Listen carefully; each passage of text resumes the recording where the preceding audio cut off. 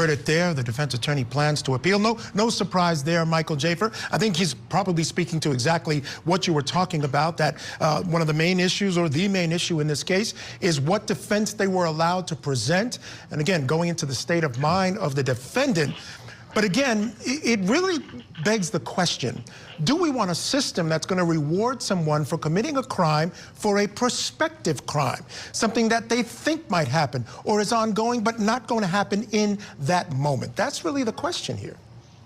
No, we don't want that, but there's a system for that, and the system is let the jury decide. Number one, it's not like if the jury would have heard it that they would have even agreed with them, because there's a way of reporting a crime of pedophilia. It's not to murder somebody. It's definitely not to murder somebody and put this macabre murder scene. It's to call the police and say, hey, I'm going to wear a wire. I want to cooperate. Here's what I've become privy to. Let me help you out. That's the way to do it. So what he did is not justified. But that, I don't believe that the system would turn into a system where, you know, somebody could get off because some sort of inflammatory information or evidence was given to the jury. But it's so relevant. It's not only relevant, it is the case.